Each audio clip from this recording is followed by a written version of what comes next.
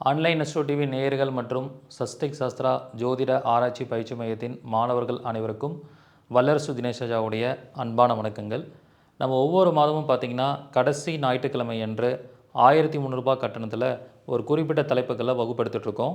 இந்த வருஷம் 2025 வருடம் என்ன பிளான் பண்ணோன்னா, ஒவ்வொரு மாதமும் ஒவ்வொரு லக்னம் ராசியில் பிறந்தவங்க வாழ்நாள் முழுவதும் வெற்றியடைவதற்கான பரிகாரங்களை பற்றி பார்த்துட்ருக்கோம். ஸோ அந்த வகையில் இந்த அக்டோபர் மந்த்து 10வது மாதம் நம்ம படிக்கக்கூடிய லக்னம் ராசி என்னென்னா, மகர லக்னம் மகர ராசியில் பிறந்தவர்கள் வாழ்நாள் முழுவதும் வெற்றி பெற பரிகாரங்கள் அப்படிங்கிற தலைப்பில் வகுப்பு பார்க்க போகிறோம். கிட்டத்தட்ட இதில் லிஸ்ட் அவுட் பண்ணியிருக்கிற மாதிரி 15 வகையான தலைப்புகளில் நம்ம ஒவ்வொரு தலைப்புகளுக்கு கீழேயும் மிக தெளிவாக பரிகாரங்கள் படிக்க போகிறோம்.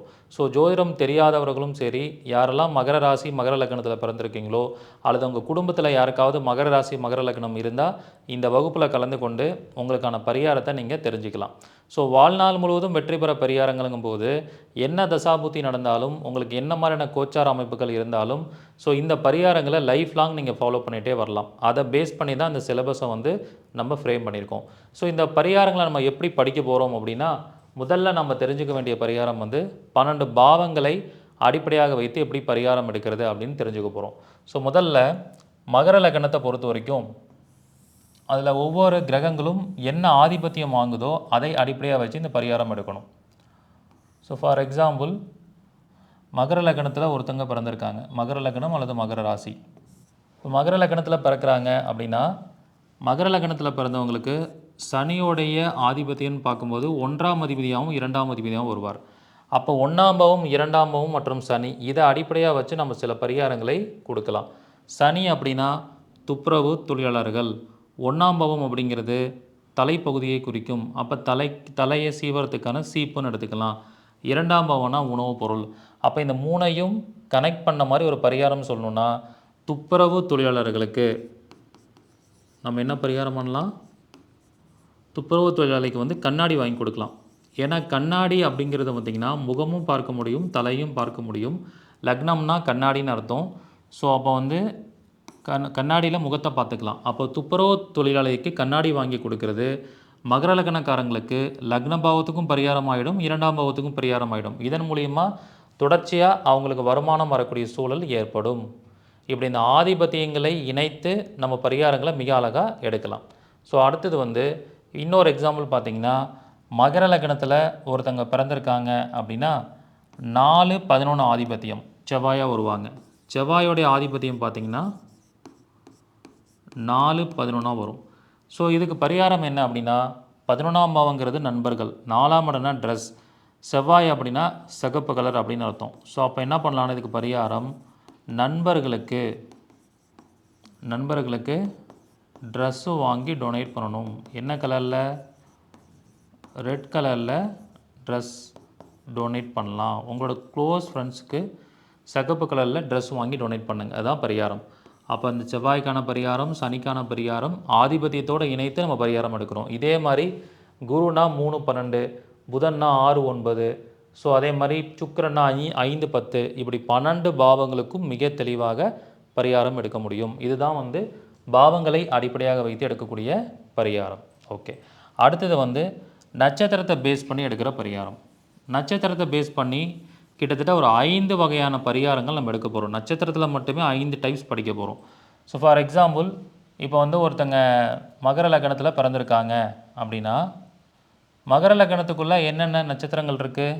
3 நட்சத்திரங்கள் இருக்கா? மகர லக்னத்தில் பார்த்திங்கன்னா 3 நட்சத்திரங்கள், உத்திராடம் இருக்குது, திருவோணம் இருக்குது, அவிட்டம் இருக்குது. ஸோ இதுக்கு பரிகாரம் என்ன பண்ணணும் அப்படின்னா, உத்திராடம்னா பலாப்பழம்னு அர்த்தம், திருவோணம்னா சீதாப்பழம், அவிட்டம்னா தக்காளி.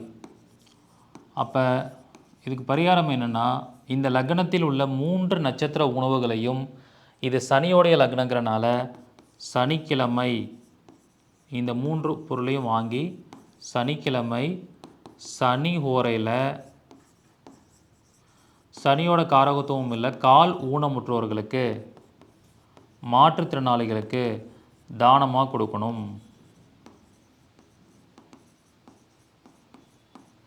கால் ஊனமுற்றோருக்கு என்ன பண்ணணும்னா தானமாக கொடுக்கணும். இதான் அதோடைய கான்செப்ட். சரிங்களா? இந்த மாதிரி இந்த கான்செப்டை வந்து நம்ம ஃபாலோ பண்ணிக்கணும். ஸோ இந்த மாதிரி நட்சத்திர கான்செப்டில் இது ஒரு வகையான மெத்தட். நட்சத்திர கான்செப்டில் இது ஒரு வகையான மெத்தட். அடுத்து இன்னொரு மெத்தட் என்ன அப்படின்னு பார்த்தீங்கன்னா, இன்னொரு மெத்தட் வந்து மகர லக்னத்தில் பிறந்தவங்களுக்கு என்ன பிரச்சனை இருக்கோ அந்த பிரச்சனைக்கு ஏற்ற மாதிரி நம்ம பரிகாரம் பண்ணலாம். இப்போ மகர லக்னத்தில் பிறந்தவங்களுக்கு ஒரு தீராத கடன் இருக்குது அப்படின்னா 8ஆம் பாவங்கிறது தான் தீராத கடன். அப்போ அந்த 8ஆம் அதிபதி அப்படிங்கிறவர் யார் வராங்கன்னா சூரியன். அந்த சூரியன் வந்து ஒரு பர்டிகுலர் நட்சத்திரத்தில் நிற்பார். அப்போ சூரியன் வந்து பர்டிகுலர் நட்சத்திரத்தில் நிற்பார் அப்படின்னு எடுத்துக்கிட்டோம்னா,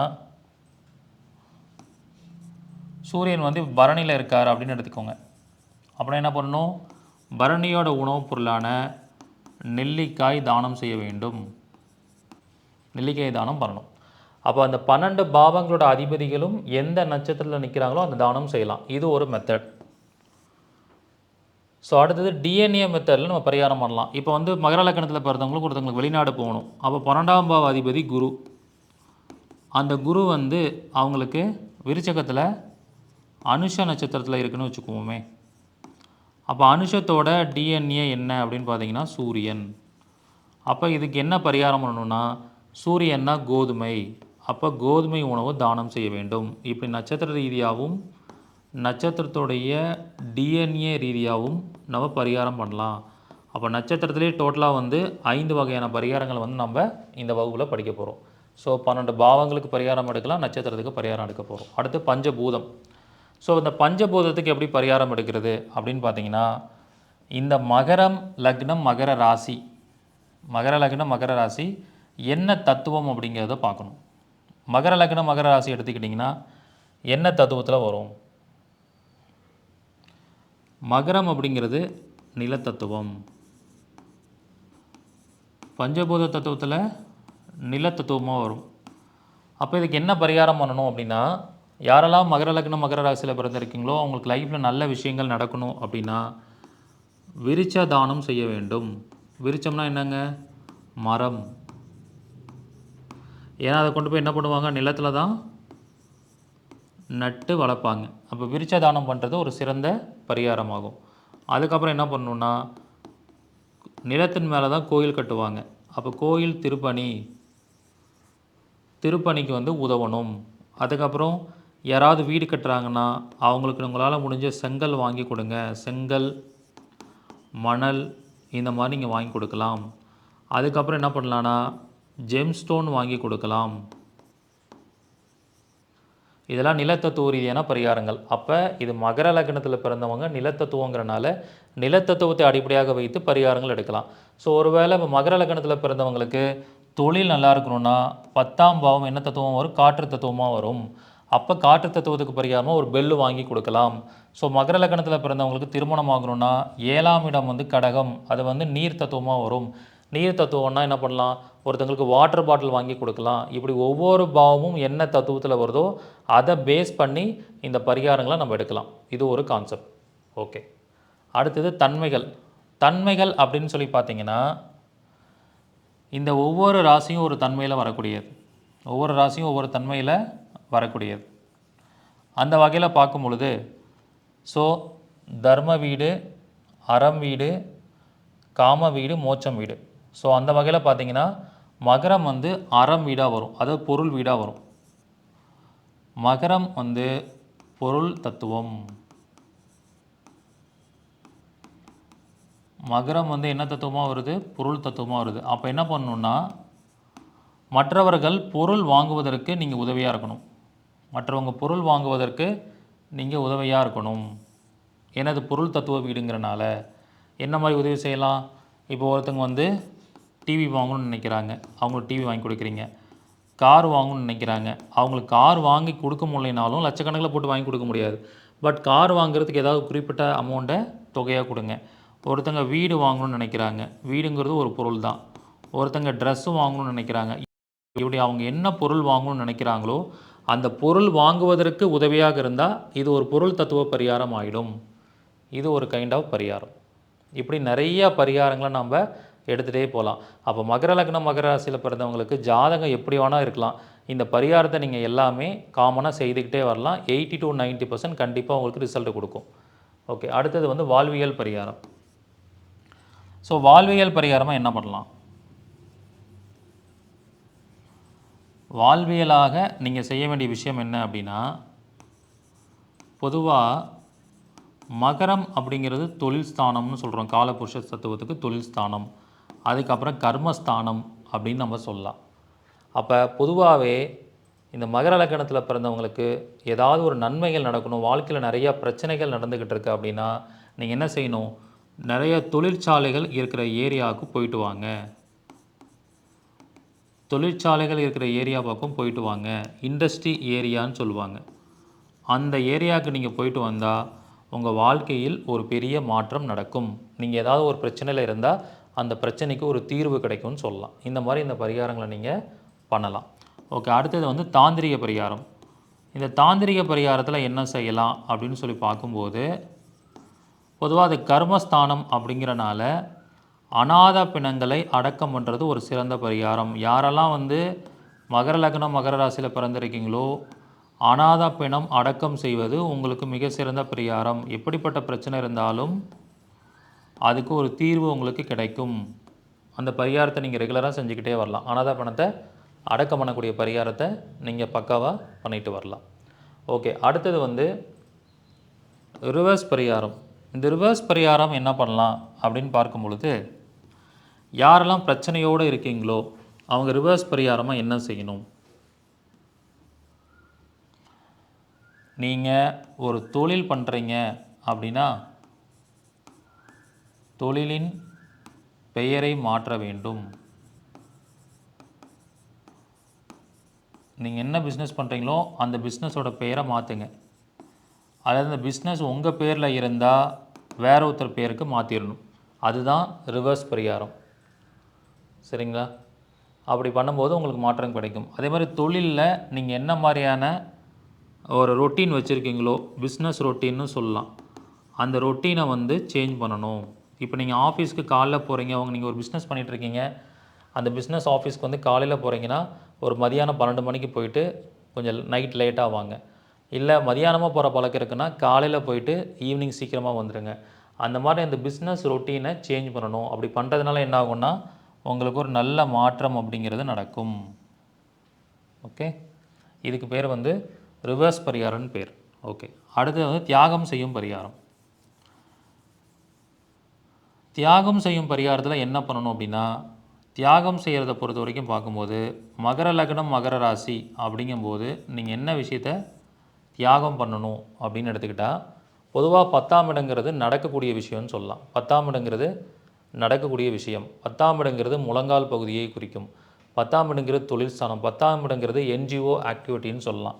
அப்போ நீங்கள் என்ன பண்ணிக்கணுன்னா, இந்த என்ஜிஓ ஆக்டிவிட்டீஸை வந்து நீங்கள் குறைச்சிக்கணும். இதில் யாரெல்லாம் இன்ட்ரெஸ்ட்டோடு இருக்கீங்களோ அவங்கெல்லாம் இந்த என்ஜிஓ ஆக்டிவிட்டீஸ், தொண்டு நிறுவனத்தில் மெம்பராக இருக்கிறது, அறக்கட்டளையில் மெம்பராக இருக்கிறது, அறக்கட்டளைக்கு நிறைய உதவிகள் பண்ணிகிட்டு இருக்கிறதெல்லாம் குறைச்சிக்கோங்க. அதுக்கு பதிலாக வேறு விதமான உதவிகளை செய்யுங்க. ஏன்னா இதெல்லாம் வந்து தியாகம் செய்யும் பரிகாரத்தில் வரக்கூடிய ஒரு அமைப்பு.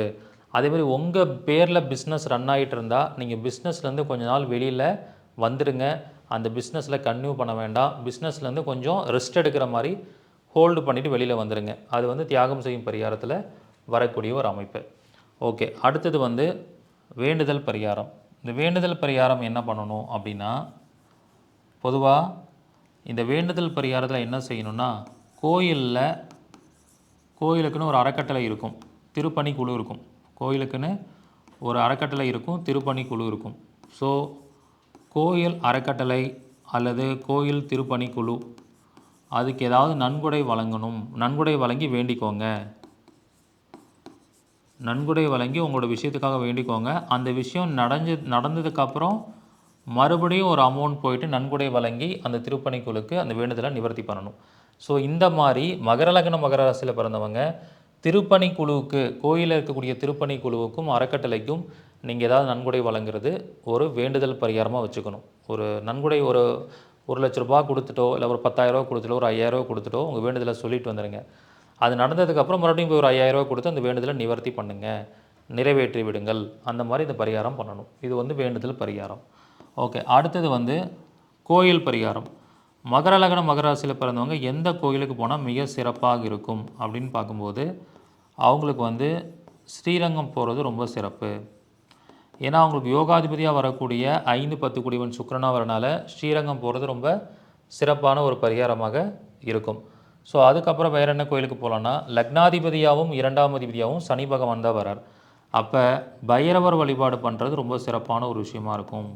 பைரவர் வழிபாடு, குறிப்பாக காசி பைரவர் வழிபாடு பண்ணுறது ரொம்ப சிறப்பு. ஏன்னா இந்த மகரமே வந்து காசி ஏரியாவை குறிக்கக்கூடிய ஒரு அமைப்பு தான். சனியோட அமைப்பை குறிக்கிறனால காசியில் இருக்கிற பைரவர் வந்து வழிபாடு செய்யலாம். ஸோ இந்த மாதிரி எந்தெந்த கோயில்களுக்கு போனால் சூட்சமமாக இருக்கணுங்கிறத பற்றி நிறையா கோயில்களை பற்றி சொல்லிக் கொடுக்க போகிறேன். ஜஸ்ட்டு ஒரு பரிகாரம் உங்களுக்கு சாம்பிள் கிளாஸில் இந்த வீடியோவில் சொல்லிக்கிட்டு இருக்கேன். இந்த மாதிரி நிறைய மல்டிபிள் பரிகாரங்களை ஒவ்வொரு டிவிஷனுக்கு கீழே உங்களுக்கு கிளாஸில் வந்து விளக்கமாக சொல்லிக் கொடுக்க போகிறேன். Okay, right. ஸோ அடுத்தது வந்து பார்த்திங்கன்னா தான தர்ம பரிகாரம். ஸோ தான தர்ம பரிகாரத்தை பொறுத்த வரைக்கும் யாருக்கு பண்ணணும் அப்படின்னா, பொதுவாக இது 10ஆம் இடங்கிறனால, கர்மஸ்தானம் அப்படிங்கிறனால எந்த ஒரு தான தர்மமாக இருந்தாலும் மகர லக்னம் மகர ராசியில் பிறந்தவங்க சுடுகாட்டில் இருக்கக்கூடிய வெட்டியானுங்களுக்கு செய்யுங்க. சுடுகாடு,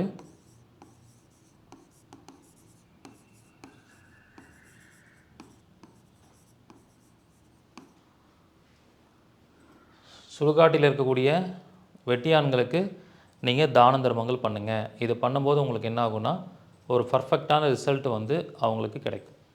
சரிங்களா? Right, okay. அடுத்து வந்து கர்மா பரிகாரம். கர்மா பரிகாரத்தை பொறுத்த வரைக்கும் நம்ம என்ன செய்யணும் அப்படின்னு பார்த்தீங்கன்னா, பொதுவாக 10ஆம் இடங்கிறதே வந்து கர்மஸ்தானம் அப்படின்னு நம்ம சொல்கிறோம். அப்போ என்ன செய்யணும், யாரெல்லாம் வந்து கர்ம காரியம் பண்ணுறதுக்கு பணம் இல்லாமல் இருக்காங்களோ அவங்களுக்கு பணம் கொடுத்து உதவுங்க. அதே மாதிரி மற்றவர்களுக்கு வந்து தர்ப்பணம் கொடுக்காமல் இருப்பாங்க, மற்றவர்களுக்கு தர்ப்பணம் திதி இதெல்லாம் ஒழுங்காக கொடுக்காமல் இருப்பாங்க, அவங்க சார்பில் நீங்கள் போய் செலவு பண்ணி அந்த ஆத்மாக்களுக்காக, இறந்து போனவங்களுக்காக தர்ப்பணம் கொடுக்கலாம். அதுதான் வந்து ரொம்ப அருமையாக வேலை செய்யக்கூடிய கர்ம பரிகாரம் அப்படின்னு நம்ம இதை சொல்லலாம். Okay, right. அடுத்தது வந்து காலச்சக்கர பரிகாரம் என்ன அப்படின்னு பார்த்தீங்கன்னா, பொதுவாக இந்த மகர லக்னம் மகர ராசியில் பிறந்தவங்க எப்பயுமே பிஸ்னஸ் மைண்டாகவே இருப்பாங்க, பிஸ்னஸ் பண்ணணுங்கிற எண்ணத்தோடையே இருப்பாங்க. ஏன்னா அது 10ஆம் இடங்கிறனால ஒரு காரியத்தை எடுத்தால் அது சிறப்பாக முடிக்கணும்னு நினைப்பாங்க. அப்போ என்ன பண்ணிக்கணும், பிஸ்னஸில் நல்ல சக்ஸஸ்ஃபுல்லாக இருக்கக்கூடிய மனிதர்களை சந்திக்க வேண்டும். காலச்சக்கர பரிகாரமாக என்ன பண்ணணும், பிஸ்னஸில் சக்ஸஸ்ஃபுல்லாக இருக்கிறவங்க,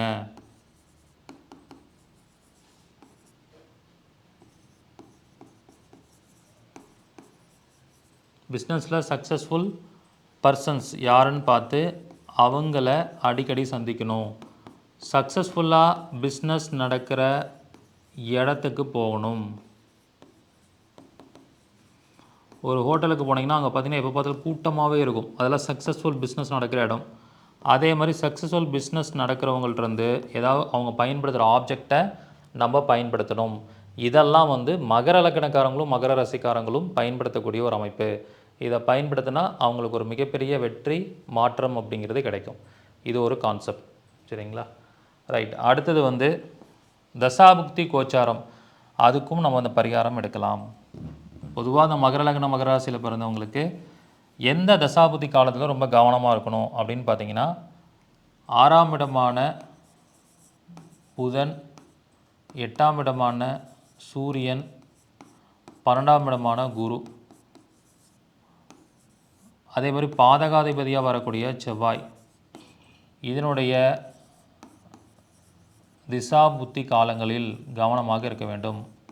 இந்த காலத்தில் என்ன பண்ணிக்கணும் அப்படின்னா, medical insurance, life insurance, travel insurance நிச்சயமாக எடுத்துக்கொள்ள வேண்டும்.